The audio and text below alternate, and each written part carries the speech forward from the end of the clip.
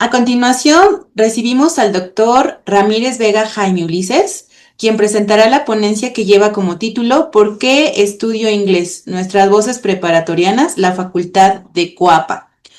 El doctor Ramírez Vega cuenta con un doctorado en Pedagogía por la Facultad de Filosofía y Letras de la UNAM. Es maestro en Tecnología Educativa por la Universidad Autónoma del Estado de Hidalgo, licenciado en Lengua y Literaturas Modernas, Letras Inglesas por la Facultad de Filosofía y Letras de la UNAM. Tiene estudios de maestría en Género en la Universidad Autónoma de Tlaxcala. Cuenta con una especialización en enseñanza de inglés como lengua extranjera por la UPN Ajusco. También es licenciado en Ciencias de la Informática por UPIXA IPN. Ha participado en investigaciones sobre la motivación para aprender inglés, así como sobre perspectiva de género en la enseñanza de aprendizaje. Ha impartido ponencias sobre la enseñanza mediada por TICS, la transversalización de la perspectiva de género en la educación y sobre la motivación para aprender una lengua. Sus líneas de investigación son la motivación en lengua extranjera, representaciones sociales de la lengua, género y educación, y es profesor de Plater 5, José Vasconcelos. Cedo la palabra al doctor Ramírez Vega. Bienvenido. Muchas gracias por esta presentación. Voy a compartir mi pantalla. Y bueno, como ya les mencionaron, buenas tardes a todos y gracias a todas y todos por su asistencia.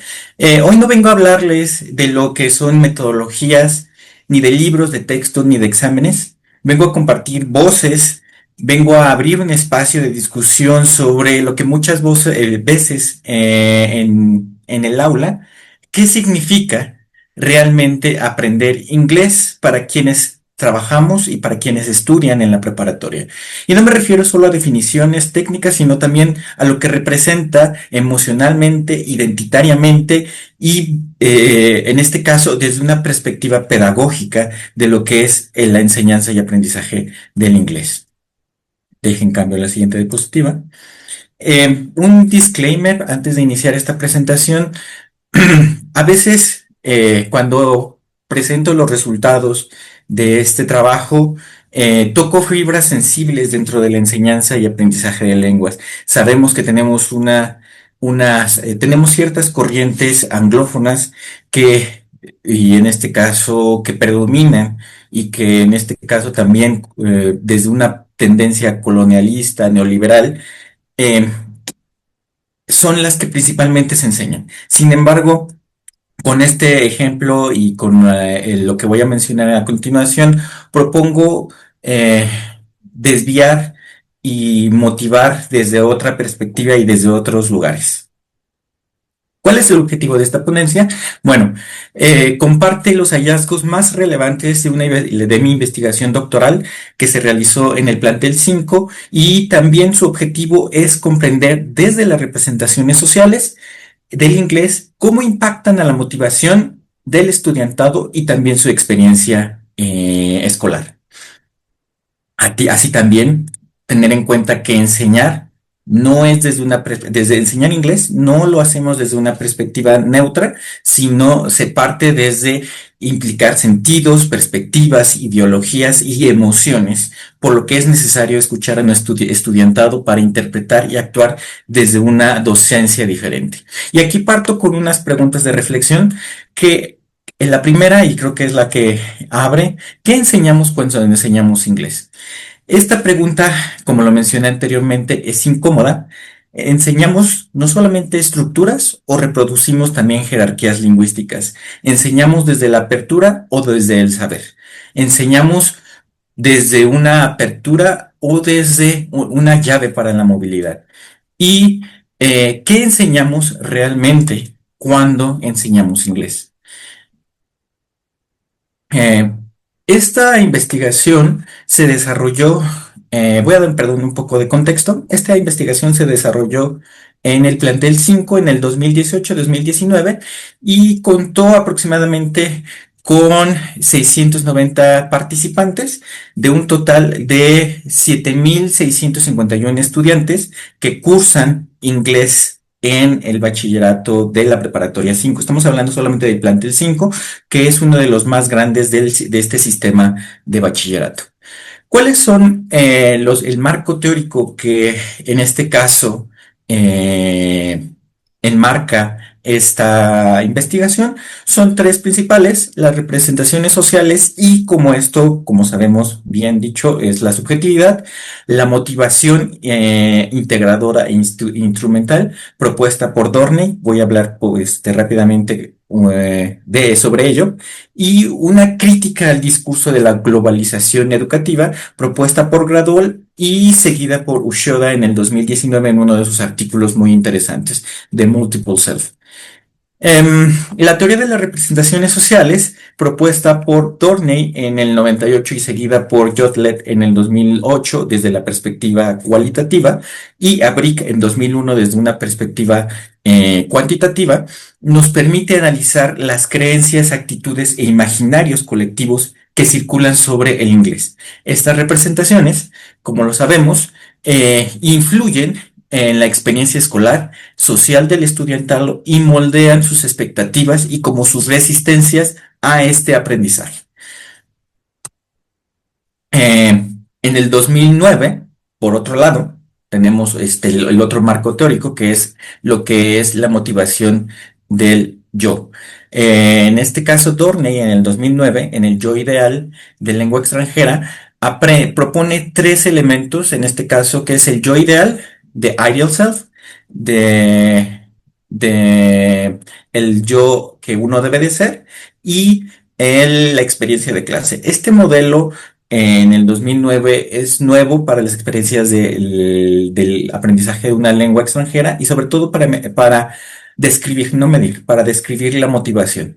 Este yo ideal es una imagen futura que el estudiante o la estudiante se percibe a cómo debe de llegar a ser. Entonces, lo actual y lo futuro, digamos que son esta discrepancia entre el futuro y el yo presente, son los elementos que motivan al estudiante.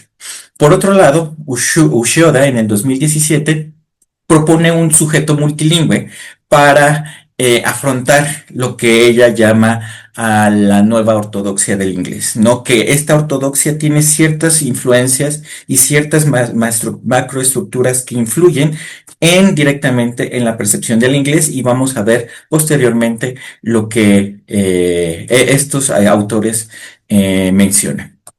Y bueno, como mencioné anteriormente, este modelo de Dorney, el yo ideal, es una imagen de cómo futura de cómo hablante competente. El yo necesario de L2 son las exigencias externas percibidas y la experiencia de clase. Este modelo es precursor en ese tiempo porque incluye la experiencia de clase para ser, digamos, descrita, ¿no? Dentro de uno de los factores que influyen dentro de la motivación.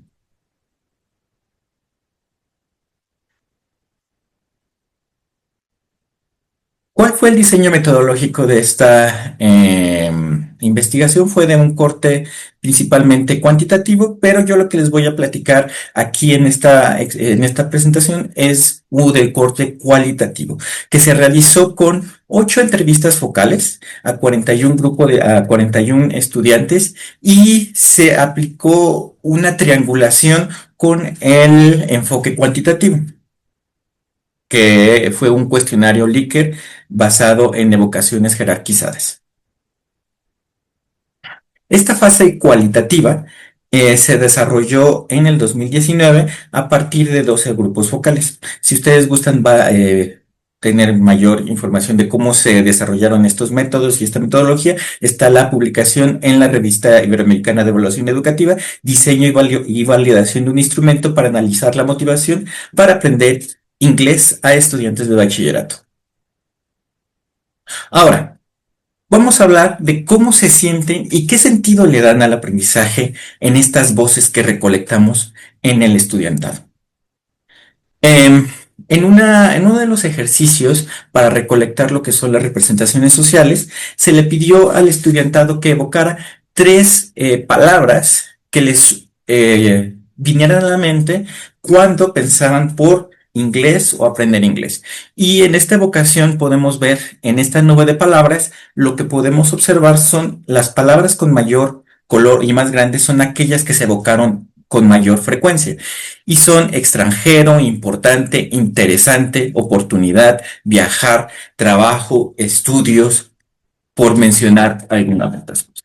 Si podemos observar, si les pudiéramos etiquetar en una sola, podríamos observar que son de corte instrumental. Es decir, que el estudiantado percibe el aprendizaje del inglés a partir de una herramienta. Me va a servir para una oportunidad, para un trabajo, para viajar, para hablar, para tener éxito, para aprender, para comunicar, ¿no? Y bueno. Esta motivación generalmente instrumental del inglés se percibe como una herramienta para conseguir, como ya lo mencionamos, trabajo o estudiar fuera. Aunque es válido, también muestra o internaliza desde esta perspectiva como una exigencia externa, no como un deseo profundo. Esto transforma al estudiantado, podríamos decirlo, como un recurso productivo antes de que un sujeto derechos lingüísticos con derechos lingüísticos.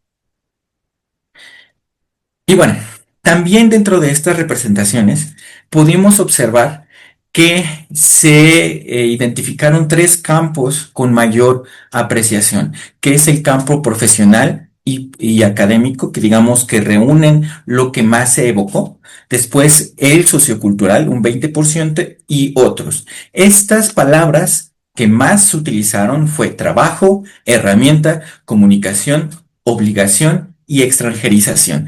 Esto confirma la presencia de un discurso de utilidad y subordinado. Y esto, claro, es evidente por los currículums que la mayoría de los currículums que tenemos a la vista y desde las políticas educativas son currículums que apoyan el enfoque comunicativo, que como sabemos, el enfoque comunicativo tiene una perspectiva neoliberal.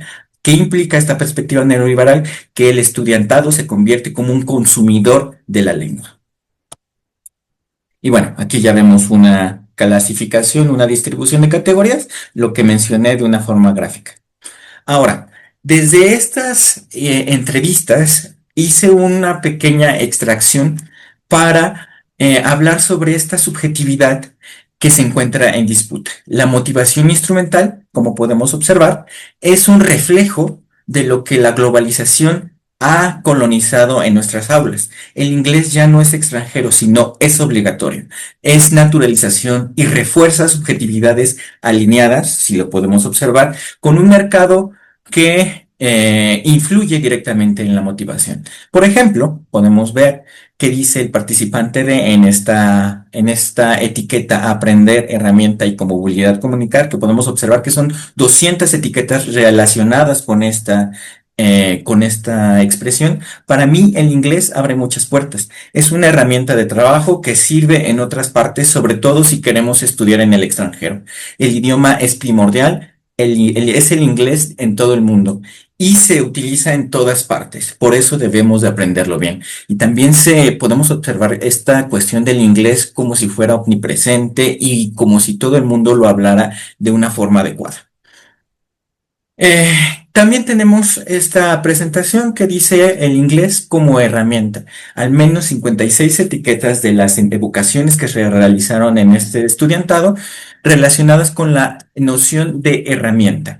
Y el participante ese, que es un ejemplo, dice, yo considero que el inglés te abre puertas. Volvemos a ver como el inglés como un instrumento. Hay cosas que vienen en el instructivo en inglés, las películas o series como herramienta de estudio. La motivación instrumental predominante, como lo podemos observar anteriormente, sugiere una visión funcionalista del conocimiento y que moldea la subjetividad del estudiantado y lo podríamos relacionar como si fuera un recurso productivo. Entonces aprendemos porque necesitamos utilizar la herramienta. El inglés podríamos, desde otra perspectiva de control, se vuelve como una lengua extranjera y se convierte más hacia una habilidad. Entonces ya el inglés no es como una herramienta cultural, sino ya es como una habilidad relacionada con el aprender, ¿no? Entonces, eh, retomando ciertos elementos, el inglés se convierte como un instrumento y que en este instrumento la motivación es un reflejo de la globalización. Predomina un enfoque funcional, el inglés como herramienta, empleo, certificación y movilidad. Se tiene una visión técnica orientada a resultados. A veces, como lo mencionaba la compañera anteriormente, se encuentra desvinculada del contexto estudiantil. Los libros, los materiales tienen esta perspectiva que, como bien lo mencionaba anteriormente, son o muy generales o no están adaptados al contexto y que este contexto afecta, esta falta de contextualización afecta gravemente a la motivación y como lo mencionó muy claramente en la participación anterior, eh, cuando se contextualiza y se sitúa las actividades, los materiales, la motivación y el aprendizaje aumentan. También este inglés como instrumento está impulsado por políticas educativas neoliberales, ¿no? ¿Cuáles son los contrastes y tensiones que podemos observar? Hay muchas grietas, hay voces que resignifican el inglés desde el deseo, desde el arte, desde los videojuegos y desde el activismo. Hay estudiantes que quieren usarlo para conectar con otras personas, con la otra edad, no solo para probar. Nuestra tarea de escucharles es, mi sugerencia, no silenciarlas y visibilizarlas. Eh, el estudiantado, que eso es otra cuestión, con un nivel bajo de inglés también hice una correlación que no la traigo en este momento, una correlación de Pearson, en la cual esta correlación medía, digamos, vinculaba lo que es el nivel de aprendizaje de inglés, digamos, el nivel si era A1, A2, B1, B2, C1, B2, con sus representaciones. Y esta, bueno, no es, digamos, no es una, ¿cómo decirlo? Una, no es, digamos, un silencio. Se sabe que entre un nivel, que tenía una correlación positiva entre el nivel de inglés, digamos, bajo y con el aprendizaje en inglés. Entonces, entre un mayor nivel de inglés, una mayor representación positiva sobre su aprendizaje y su sobreutilidad. Quienes alcanzan niveles altos construyen un yo ideal sólido y muestran una apertura intercultural a diferencia de aquellas personas que tienen un nivel bajo de inglés y que normalmente tienden a continuar durante su trayectoria escolar de la misma forma. Las experiencias escolares negativas, el currículum y la práctica docente inciden directamente en esta motivación. ¿Cuáles podrían ser las implicaciones pedagógicas dentro de este discurso? ¿Cómo transformar esta realidad? Propongo una estrategia simple, pero por a veces poderosa. En este caso, evaluar, trabajar y resignificar, no solo para probar. La motivación no puede depender solamente del currículo, sino del vínculo afectivo y simbólico que se construye en el aula. Es necesario visibilizar y trabajar críticamente las representaciones del estudiantado para resignificarlas más allá de la obligatoriedad de la necesidad, de la utilitariedad, ¿no? Por lo tanto, una propuesta podría ser diseñar experiencias significativas que integren dimensiones afectivas, sociales y culturales de aprendizaje de la lengua. ¿Por qué no utilizar metodologías relacionadas con, por ejemplo, el aprendizaje por servicio? ¿No? Que esta metodología que no está muy vinculada con el aprendizaje de lenguas, pero sí desde una perspectiva freireana sobre la pedagogía crítica. Y bueno, creo que ya casi no tengo tiempo, entonces me voy a ir adelantando un poquito. Entonces, unas propuestas que propongo y que en este caso la Escuela Nacional Preparatoria me parece que ha hecho de una forma muy adecuada es visibilizar estos enfoques a partir del humanismo y la interculturalidad, generar la transversalidad, la interdisciplinariedad y la contextualización de los materiales dentro de la Escuela Nacional Preparatoria. Actividades centradas, por ejemplo, en la creación de la identidad, de la creatividad y la de la agencia. Entonces, partir de colonizar nuestras tendencias hacia normalizar la identidad, la creatividad y la capacidad de agencia del estudiantado. La capacidad de agencia que puede ser muy importante para la transformación del entorno del mismo estudiantado a partir del uso de la lengua. El aula entonces se convierte en un espacio para significar, no solo para probar, sino para hacer este cambio que a lo mejor es importante. Entonces, dejar, por ejemplo, eh, eh, actividades al de lado relacionadas con contextos fuera del estudiante, ¿no? Cuando es común, podemos observar dentro del estudiante, de nuestros libros de texto, que se habla de comprar tickets para tomar el tren, ¿no? Ese contexto actualmente pues ya lo podemos ver en ciertas partes del país, pero hace unos 10 años tomar el tren en México era algo fuera muy descontextualizado dentro de nuestras aulas y que siempre vienen normalmente en los textos de estas tendencias. Y bueno, voy a saltar esto.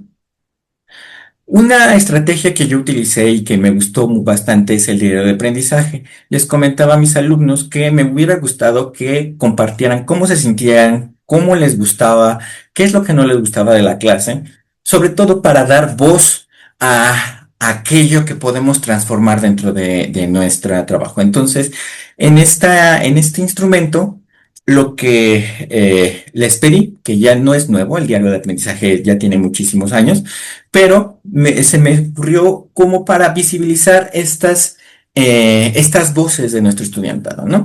Y esta semana, por ejemplo, en la semana 8 le dejé a mis estudiantes que hicieran una exposición, ¿y no? Y aquí dice, esta semana ya fue el regreso de vacaciones. Expusimos todos aquellos que no lo hicimos antes de vacaciones. Este día expuse yo y me enfrenté a la experiencia de exponer en otro idioma frente a mis compañeros, la cual fue una llena de nervios, pues no podía dejar de sentir que temblaba. En la clase de tutoría volvimos a revisar el folleto y ciertos. Aquí podemos observar cómo visibilizamos, en este caso, su sentir y a lo mejor para esta persona era la primera vez que exponía en una lengua extranjera. Y bueno,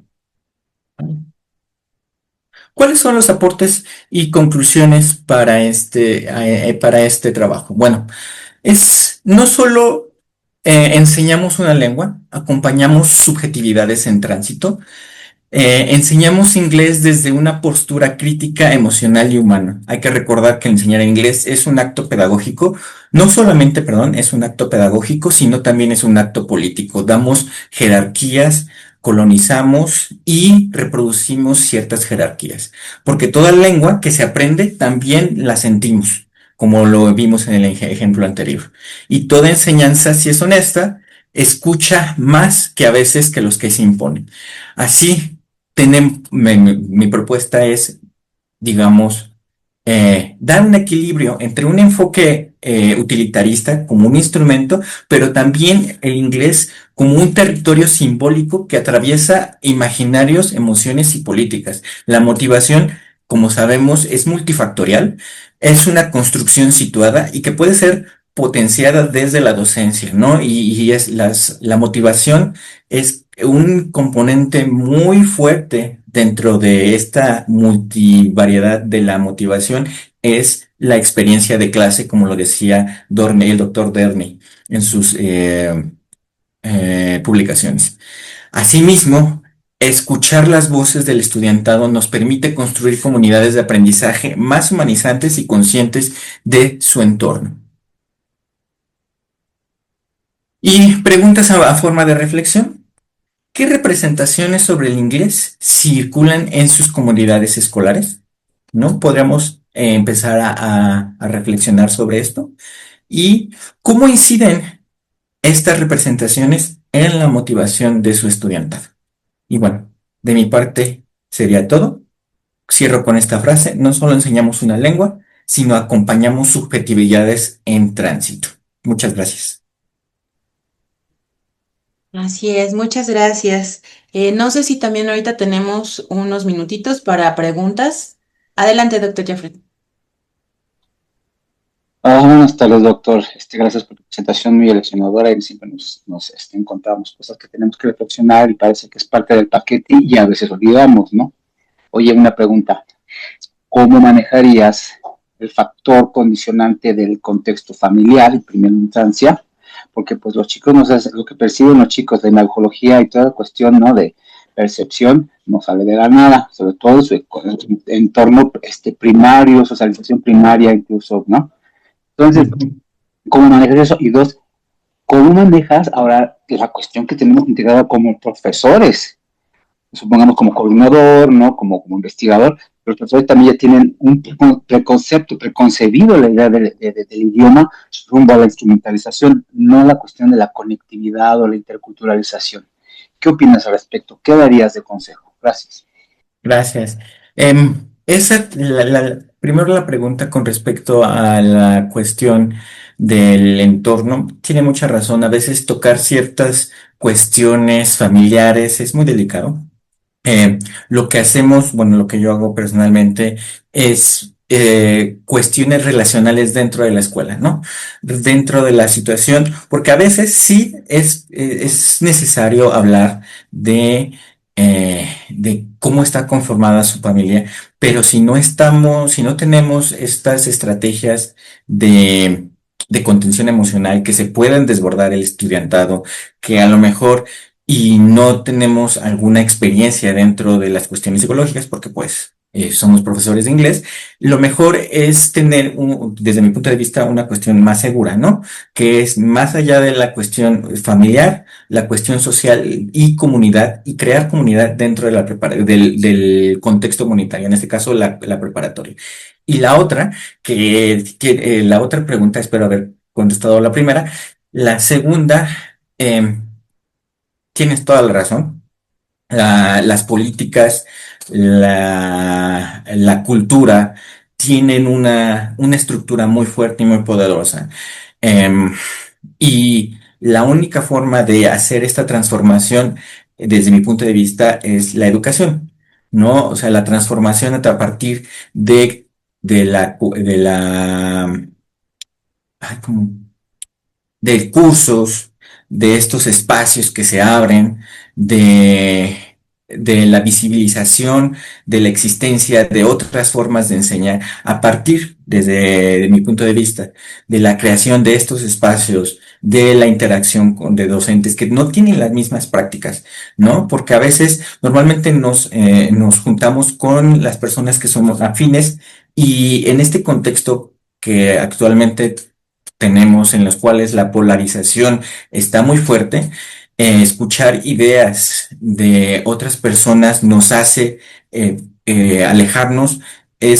Más bien mi propuesta es ir hacia una apertura de ideas y acercarnos a aquellas personas que tienen ideas diferentes para ver qué es lo que podemos hacer en común. Entonces, de resumidas cuentas, es pues un cambio personal, un cambio, en este caso, dentro de la construcción de formación académica diferente, desde una perspectiva decolonizadora, alejándolos de lo neoliberal y de lo fuera de lo comunicativo, y la creación de espacios que permiten, en este caso, visibilizar las voces, ¿no? Muchas gracias. Espero haber contestado la pregunta. Gracias, doctor. Muchas gracias, doctor Ramírez Vega. Le agradecemos el haber compartido con nosotros este tema y haber permitido actualizar nuestro conocimiento con respecto al mismo. Gracias. Gracias.